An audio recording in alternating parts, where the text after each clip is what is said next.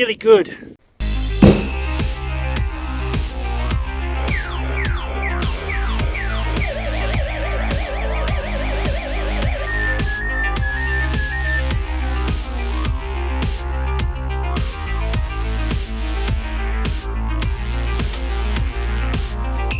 Hey guys, I got completely distracted this week doing some other crazy project, which you will see on my channel, but I've spent the last 9 days with this watch. And the first question you're probably asking is, why did I upgrade from the Pace 3 to the Pace Pro? Well, I have no logical answer for that.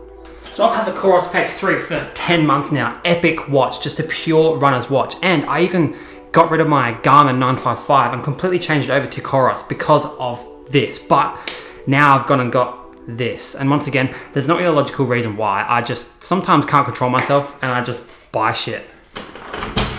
And so now I've ended up with this, a professional watch for pros. Now I'm a pro. But what is actually the difference between these watches?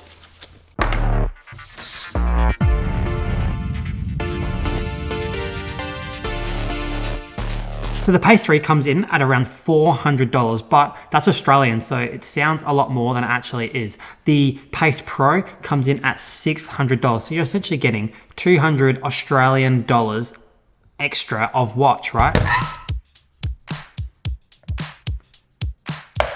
So the Pace 3 is a little bit lighter than the Pace Pro. Not by much, only by like 20 grams or so. Why have I written 47? Where did I get 47 from?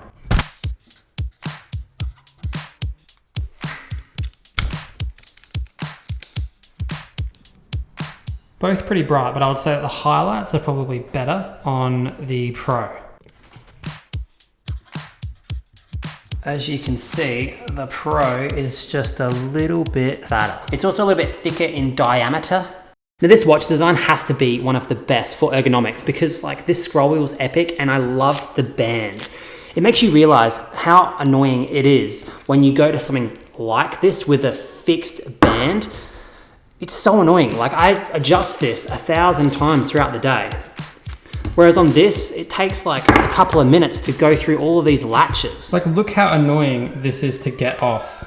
It's like a triple locking system. Like these bands are seriously the best. They're so good. Whereas this is annoying. This is like 1990s band technology. So compared to the Pace 3, it's bigger, it's better, and it's brighter. But what I really loved about this is that it felt like it was a little kid's toy that you got in a cereal box, but it was actually like a stealth running watch machine. Like it's just like one of the best watches ever, even though it looks like you got it in the bottom of a Cocoa Pops packet. I don't care though, I really don't care. And so far it seems like the battery drain is pretty comparable with both, and that's a good thing because this used to last so long. So this week I wore both watches and I did 5 runs and 4 gym sessions. And as you can see, there's some decent drain with my current Pro battery life at 49%. And even compared to the Coros Pace 3, it went flat yesterday and it started at 61% battery over that same period of time. So they've both lost, you know, about 50-ish% of their battery. Now to charge this new watch, basically they've given you this little attachment that's got a little, so it's got a USB-C port on the end and it's got this connector on this end that you put in to the watch. Now this is a great idea in theory, having something like this, but I can almost guarantee you that I'm gonna lose this thing in, I don't know, a couple of months' time because there was a charger, a special charger that came to charge the pod, and I lost it like a month ago and I have no idea where it went. It like just fell off the edge of the earth. So that's definitely gonna happen to this for sure. But one thing that they did actually improve is that the depth of the charger port on the watch itself has changed. Because what was happening with my actual Pace 3 is when I put the charging cable in, it wouldn't actually charge and I had to kind of wiggle it around. Actually, I'll just show you what I mean. So on charge, off charge, on charge, off charge. It wiggles like this. It's annoying as. So some nights I would literally just put my watch on charge and then I'd wake up in the morning and it would still be on like 2%, which is really fucking annoying. So another improvement of this watch is the GPS accuracy. Apparently it's a little bit more accurate than this one. The problem that this one had is that if you are relying on pace changes over a 10-second or a 5-second period, it would take a little bit of time to update sometimes, and it might not be as accurate because, you know, say for example you're doing a 400-meter repeat and you start off and it feels that acceleration and it tracks the GPS and it gives you a weird number, and it won't be until like 300 meters that you actually would know accurately what pace you're actually running for that split. This one seems to be way better, and it seems to be every 3 seconds it just picks up this new pace, which is really, really cool. Now this GPS improvement is probably going to help with things like being in big cities and having just huge buildings everywhere and just the inaccuracies that that brings,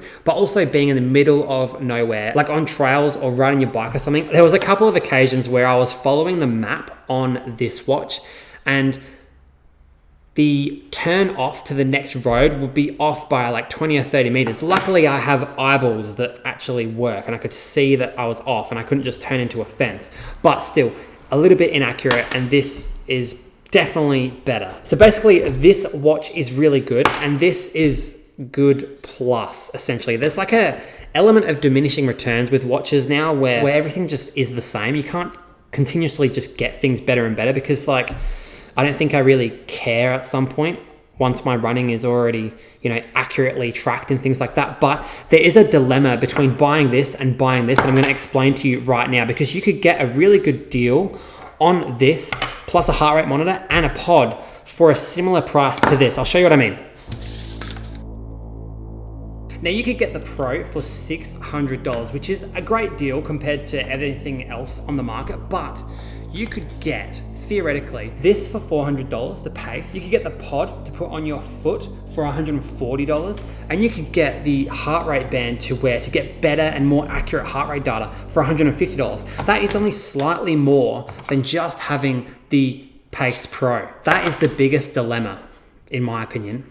So here's what I think. The Pace 3 was already such a perfect watch for people that are just simply runners trying to run. And if you add in these other bits of equipment, it just becomes an epic training system that you can use, plus the software for Coros is just next level to understand the training data. But if you want to have the best of the best, you could get this watch and get some more accurate data off it, and maybe invest in something like this, or maybe get the whole kit and be a full professional athlete. And if you're one of those people that really likes a fancy screen, then yeah, obviously go for this one. But beware that the band actually sucks. If this didn't have this band, I'd be so much happier. Actually, I wonder if these are actually the same diameter. They are. I wonder if I can swap them.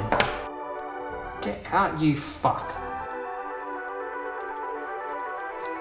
Okay, now we're talking. This is now the perfect watch for sure. See you guys tomorrow.